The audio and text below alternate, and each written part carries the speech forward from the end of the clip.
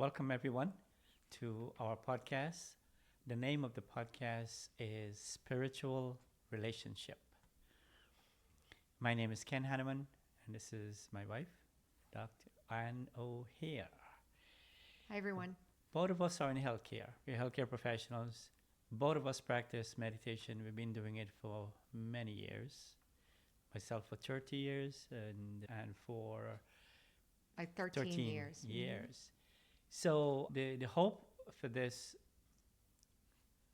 podcast is to be able to apply the spiritual principles to everyday living, everyday life. The topic today is money. I feel like money is really, really important. It's the resource that is available to us. We really work hard. It represents our hard work, and it enables us to achieve certain goals in life. And as you know, if you don't have respect and you waste it, there's a saying, fool and his money will soon part. So there are some things in our life that we would like to discuss, and I'll let Anne start with what we really want to present today to you. Yeah, I think that money is a big issue a lot of times in relationships. I know that, I don't know if this is still the case, but didn't they say one time that money issues are one of the main reasons for divorce or something? Like, they really cause a lot of problems. And even when people are starting families, I know that people, they don't maybe decide not to have children because of money or something. But what we want to talk about today is, because we're at a certain stage of life, so we're going to talk about our stage of life, but we're going to talk about how, first we'll start off by how my attitude was toward money and how Ken's attitude was toward money when we were coming into the relationship. So for me, I came into this marriage, my second marriage, but I was in my mid-40s, so I had plenty of life experience before this. And I, in my 20s, got myself into quite a bit of unsecured credit card debt, which is not unusual. It was about $36,000, which right nowadays isn't even that much, but then it was a lot. And at that time, I was determined to get a hold of this money thing. And so I got some coaching from a good friend, and I got debt consolidation company, and I did really hard work to get that debt paid off. And then I decided for myself that I was going to live life in a certain way without debt. And what I did was I got an American Express card and a debit card. So everything was getting paid off at the end of the month. So it's been over 25 years, and I have had no credit card debt in 25 years. And that's pretty significant. So that's how I came into the relationship. So how did you come in?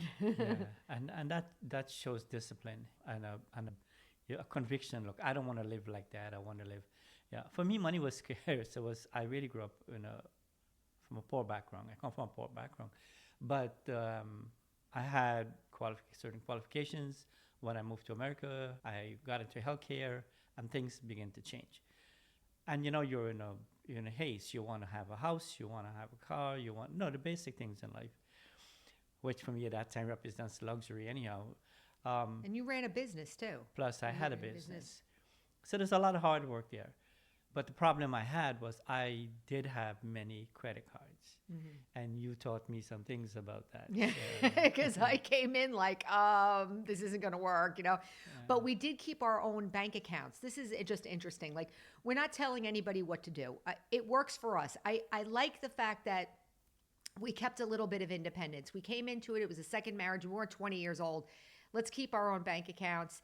And it works out nicely, right? Because there's an equal footing when we make decisions. We're going to talk about making decisions next, but how we make decisions about things where, okay, well, I need money for this. Okay, I'll send you money for this, or you give me money for this. So it's like we're both on an equal playing field. So we kept our own bank accounts, but we did make that adjustment with the credit cards. So now we have one credit card, and we do the American Express and debit card for the rest of it, which I think it's much easier. We have one Visa card, which we use. So it's good. It's always good to have one credit card. It makes it more simple. Yeah. And go ahead. Yeah. And the beautiful thing is that when we got together, you had a house, I had a house, right? And we realized, let's start to consolidate this. We did that, and then we were able to build something. It was a really nice house on a nice large lot. And it was at a time in the market that it was at the bottom of the market. Luckily, we didn't plan it, it just happened that way. And then 3 years after, we were able to sell that. At the top of the market. At the top of so the we did market. good. The first time in my life that Yeah. ever happened. I was always I was Yeah. always at the negative end of it, but Yeah. this And time was better. Yeah, and it coincided with Joey having to move to a new school. We have a 17-year-old son, so he needs to move to a new school. And then we said, well, let's move the house. And then we ended up buying this house for cash. Big deal. Yeah. So that was really good. And then we made that determination, that decision, that we will try to erase all that, and which meant that we had to simplify our life. Luckily for spiritual life, because of the simplicity in the life, we never really like eating out that much or going on a lot of trips. The thing is that we're so happy right now that we don't have the burden of that debt, which is maybe how most of the people in America, or most people actually, where they find that difficult to do, or they find that maybe you're wasting your life away. Or they don't think it's possible to go beyond. I mean, there are different kinds of people out there. I know people too that like won't buy a car on loan. They will save the money for a car. We have 2 cars that are paid off. I guess we're kind of advocating for simplification and get rid of debt is what we're advocating for. Yeah, because spiritually, debt pulls your mind. Debt is a heaviness that you cannot really run away from. And it will be there. There's a heaviness, there's when it's going to go. Then you have the attitude of the people that you borrowed from, if it's not a bank. And you have to deal with those people. I mean, there's so many things. And if you want to be happy spiritually, there has to be a lightness inside. In the next episode, we'll talk about harmony in relationship. But this is where spirituality comes in, because without that, we probably would not have done this. No, definitely not. And so now we're going to talk a little bit about what happened recently because we're getting into a life event. So we kind of went over how we are and decisions and everything. But now now we have an episode where we could tell you what actually happened. So Ken is retired as of today. Today is January 1st. We're recording this on New Year's. Happy New Year to everybody in Happy New Year's. 2025. And Ken is retired as of today. So I was encouraging him to retire because he was a little bit worried about the money at first. Yeah. He was like, I don't know if we can afford it and everything. And I goes, we can, don't worry, don't worry, don't worry. It's going to be fine. So he went forward with it. And then like a few weeks ago, I was a little bit concerned. And I was mentioning it because I didn't know when we were going to get the checks and I didn't know how much it was going to be. And it was a little bit concerning. So I was kind of sitting on the couch and Ken like kind of noticed. So you want to say what happened? Like I was like concerned. Yeah, because the final numbers. So you don't know how much you're going to actually get when at the end of the month, now that you don't have a job. You're going on a fixed income.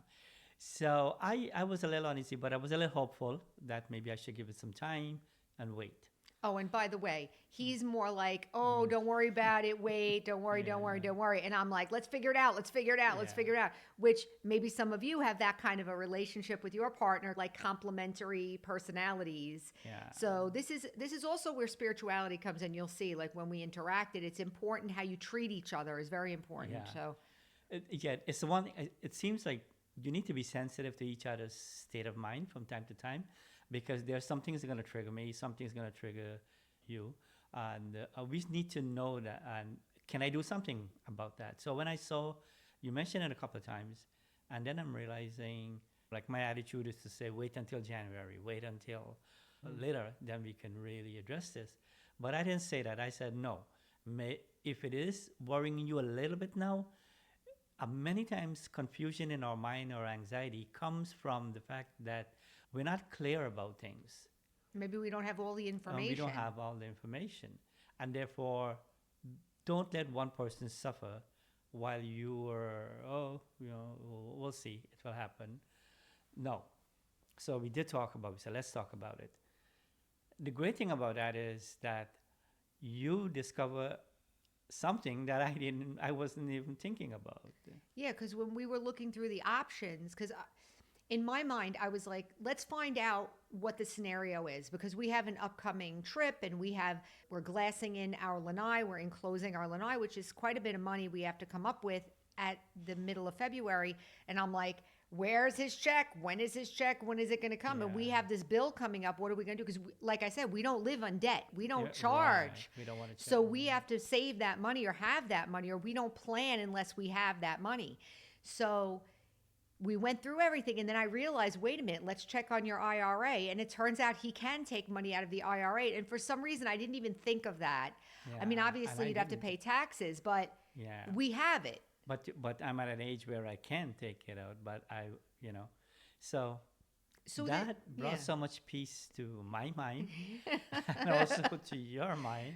Yeah. And It was soon as we figured out like we had it, I was like, okay, we got it. And that was it. Then I was okay. But it was Yeah. like, but I think what helped me so much, and I'm used to it from you, but maybe what we're sharing in terms of relationship in this instance is that we didn't allow the other person's personality to stop us from interacting or dealing with the problem, or you don't go away from each other when when that happens, unless it's abusive. We're not talking about abuse here. Yeah. None of this is abuse. Abuse is abuse, but not abuse. It's just the personality. It's just the way the person is. But don't go away from them. Yeah. Don't attack or move away. Yeah, because these are real problems. And if you Sure. have one person who think that they're the only one thinking of the problem and the other one is not, then that's not good. And I've grown up, I've seen people scream, fight, and say mean things to each other, all because there isn't enough money and one is perceived as wasting it or being lazy, and the other one seems to have all the burden on their head trying to Yeah. figure things out. And that's not good. It shouldn't happen.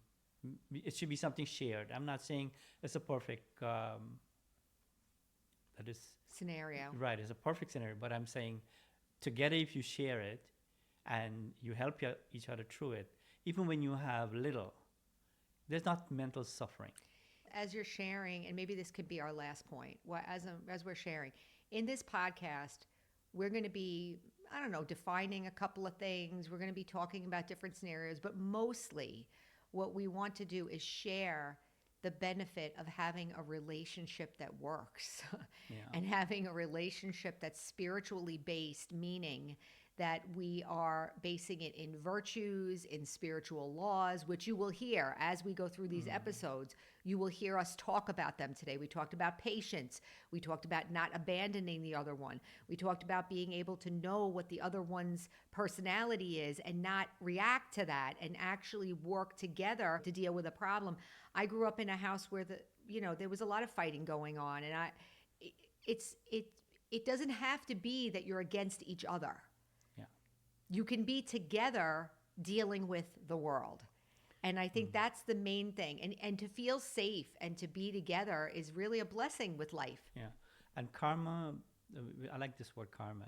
It's that if something is done, you don't have to be perfect, like I say, but if you are conscientious, if you address something in a sensible way where you care for the other person's feeling, you'll find that your conscience will guide you and you will be able to, what karma state is that if you do something properly to the best of your, even when you make a mistake, you'll see that you'll be able to correct it easy because you're not making it worse by getting angry and upset, depressed.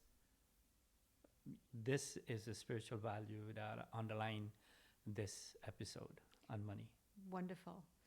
All right. So we'll end it there for today. And hopefully you got some benefit out of that. And we will see you next time. Yep. Okay. Bye-bye, Bye-bye. everyone.